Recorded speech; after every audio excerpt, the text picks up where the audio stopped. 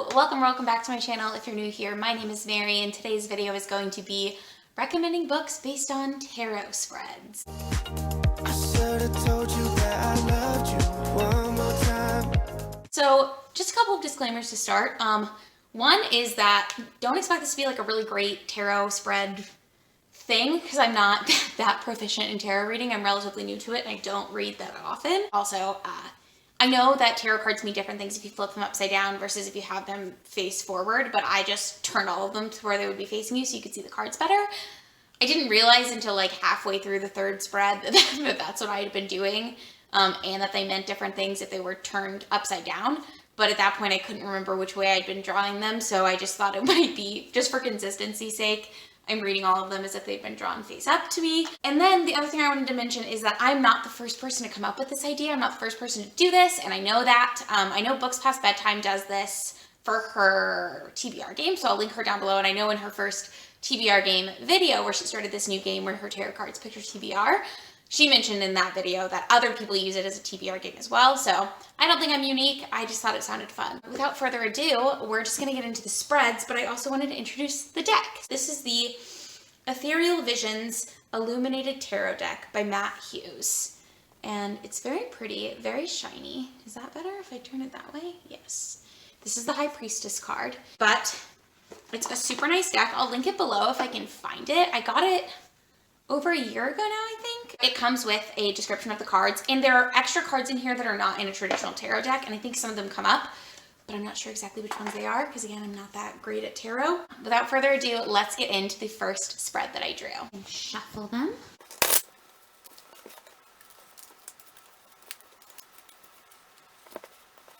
And so for the first spread, I'm gonna just pick 3 cards and lay them out facing you. So we have 7 of Swords,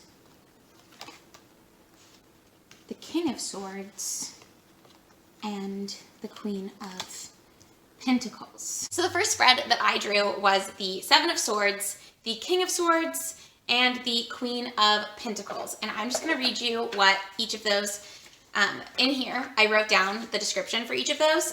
For the major arcanum, I will tell you what like the little description thing is, but for the minor arcanum, I'll just read you what minor arcana.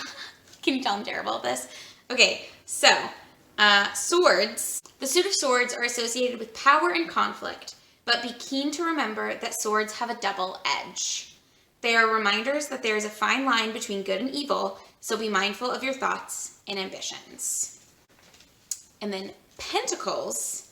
The suit of pentacles relates to the physical aspects of life: work, health, finances, creative outlets, and material possessions. They appear as a mirror for what manifests in the physical world. And so for this spread, I did get 2 swords and 1 pentacle card. So the 7 of Swords, the like buzzwords underneath that one in the little booklet are betrayal, escape, deception, and irresponsibility.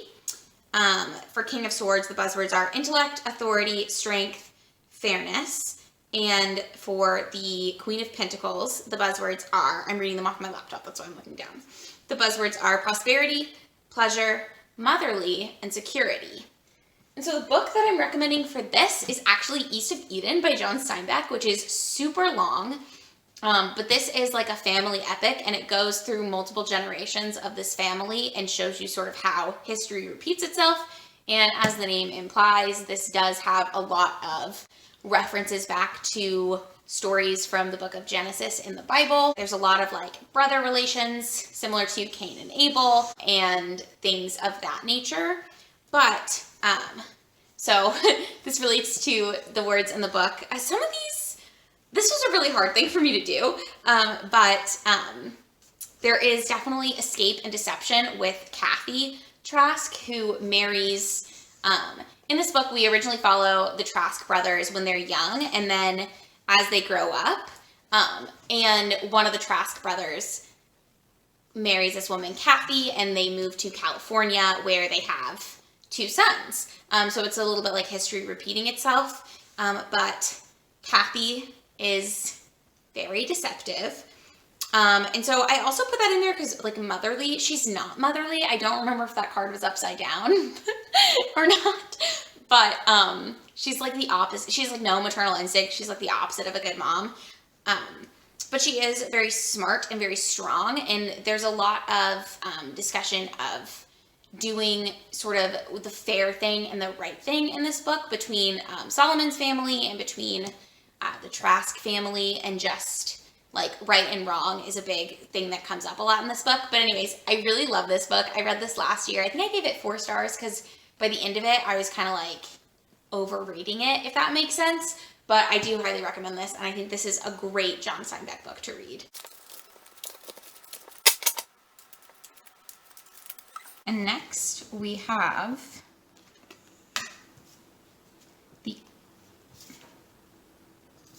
Temperance, the 6 of Pentacles, and what is this? The Hermit. The next spread that I did drew up Temperance, 6 of Pentacles, and the Hermit. So, Temperance, I'll read you what it says. Temperance appears when there is a need for balance of opposing areas in your life. You are being asked to be patient and to re-examine priorities in your life that are in disharmony. Temperance assists us by pointing you to life's meaning and purpose. And the buzzwords with it are balance, harmony, purpose, and moderation. The Hermit advises you that now is a time for reflection. You must look inward for truth and wisdom, for you have all the knowledge you need inside. Be calm and reflective. Do not let the outside world distract you from the messages you hold within. And the buzzwords are introspection, enlightenment, solitude, and reflection. And the buzzwords with 6 of Pentacles are generosity, charity, empathy, and kindness. And so, for this one, I chose The Left Hand of Darkness by Ursula K. Le Guin, which is a book that I read earlier this year and really, really enjoyed. I actually got this for Christmas from my partner, and it was recommended to him to give to me by a coworker who knows other books that I liked, and he reads a lot of like older speculative fiction, and so he said that I might enjoy this one. And I did really enjoy this one. I found it to be very academic in its writing. This is an older book, and it's been sort of called feminist sci-fi. So it's about this man, Genly, who goes to a planet as an envoy to try to get this planet to join, what's it called? It's like the EU or something, like a trade union, but also like an intergalactic protective union for different planets. Terrible at describing this book, by the way, but I did read it, so. But while he's there, he is sort of, you are seeing the people on this planet it's the planet of winter. What is it called? He calls it the planet of winter. That's just what we'll call it. But you see the people on this planet from his perspective, and he has to face his prejudices against these people, and they don't have gender. So everyone on this planet is both male and female, and they have a chemering every month where they sort of develop either male or female organs, and then that's when they reproduce. But because of this, they don't face a lot of the same types of oppression that people in just the regular human form face. So like there's a part in the book where they talk about how there's no women, so no women are given the entire task of childbearing, child raising, maternal instinct, etc. And there's no men, so no men are given all of the toxic masculinity traits. Everyone sort of just has traits, and that's just what it is. The people on this planet, I said balance, because obviously they're both male and female. They have this like divine balance within themselves. And then also generosity, charity, empathy, and kindness, because that's sort of what Genly thinks he's bringing these people, but really he's just bringing them judgment. And then for like introspection, enlightenment, etc., Genly has to get to know these people in order to get them to join his group, in order to fulfill his mission. This is a good book. I would recommend it, especially to fans of classic sci-fi fantasy, or fans of fantasy and sci-fi who would like to get into that. I had a difficult time thinking of this as science fiction, because although it is set in like an intergalactic setting, it reads much more like fantasy to me, and I prefer my science fiction much more like hard science fiction, whereas this didn't feel like that. This felt like sci-fi in the way that like Star Trek and Star Wars are sci-fi, but they're also pretty fantastical.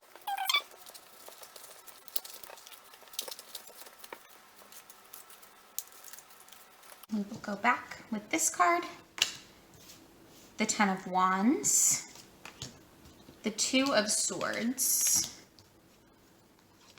and Judgment. The next spread, I drew the Ten of Wands, the Two of Swords, and the Judgment card. And so, Matt just texted me. It's snowing, and my partner's at work. It's April, by the way, so I'm really like annoyed that it's snowing, and my partner keeps sending me like gifs of the Grinch because he thinks I'm being Grinchy. But it's April. It's not even time for snow. But anyways, so for Wands, I don't think I've read that one yet, so we'll read it. The Suit of Wands mirror your consciousness and gives you insight into the core of what you are, both external and external. I think that's a typo. I think it's supposed to say internal and external. They urge you to take action in situations that arise in your life. Okay, great. And Swords. Have I read Swords? Yes, I read Swords, so I'm not going to reread it because you can probably remember what it said. But I can't remember what it said, so maybe you can't. I don't know. All right, but the Ten of Wands, the buzzwords were burden, stress, oppression, and accomplishment. The Two of Swords, the buzzwords were focus, decisions, discovery, and planning. And the, Judgment. I should read you the Judgment card. Judgment shows when it is time for self-evaluation. You are at a crux for reaching a new life and must purge those things that would hinder you from being renewed. And the buzzwords are rebirth, absolution, renewal, and freedom. And so, for this, I chose Middle Game by Shauna McGuire, which was probably my favorite book of 2020, and I'm desperate to reread this.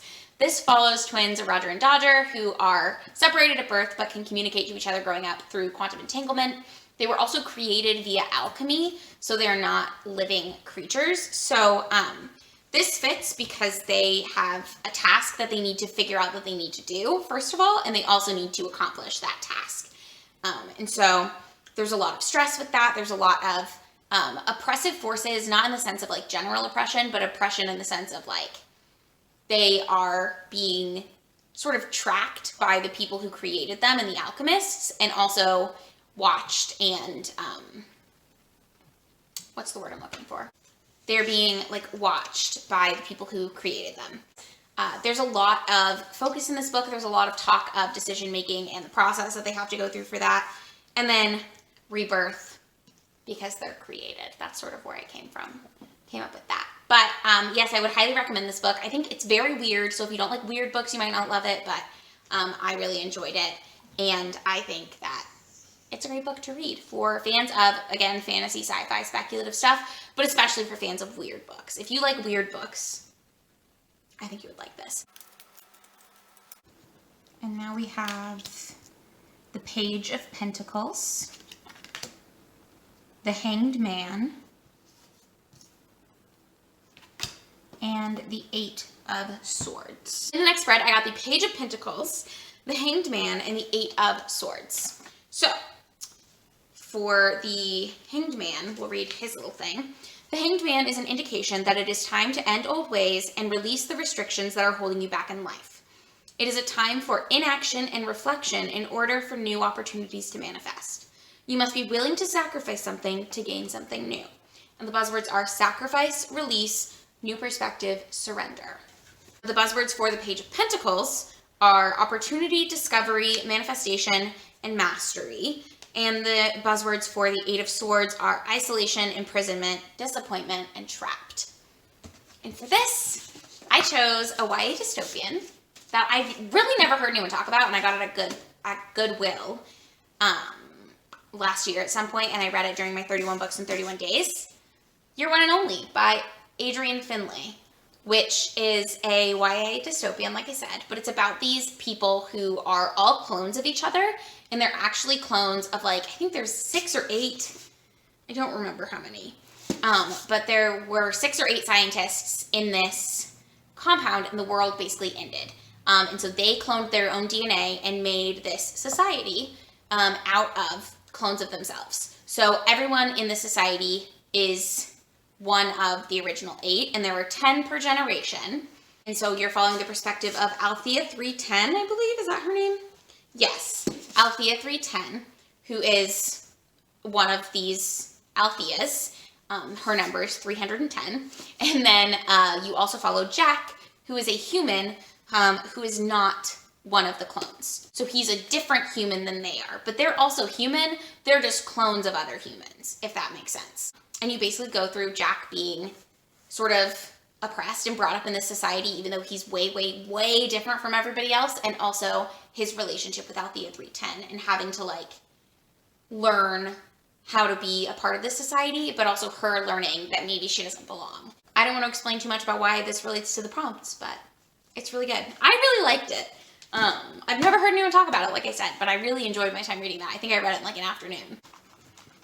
I'm not really very good at shuffling cards, and these are kind of stiff still because I haven't gotten a ton of use out of these, but we'll just give it another good shuffle.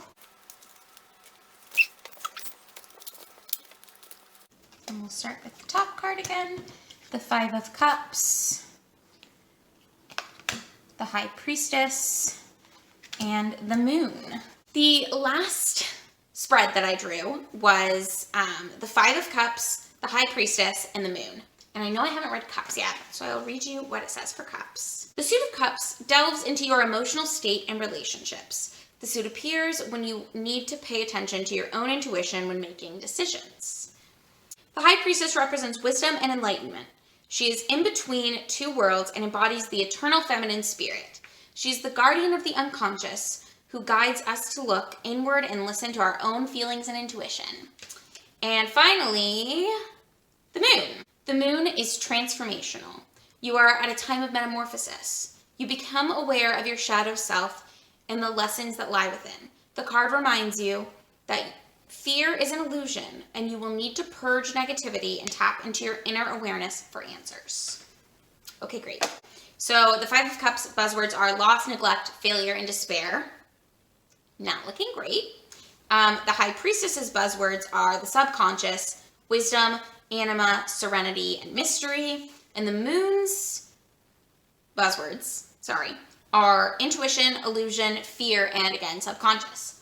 So for this, I'm recommending The Immortalists by Chloe Benjamin. This book is about a group of children growing up in New York in, I don't remember what year it was, the 60s maybe? And they go to this woman's house and she can tell them the date of their death. So each of the siblings, there's 4 of them, to find out what day they're going to die.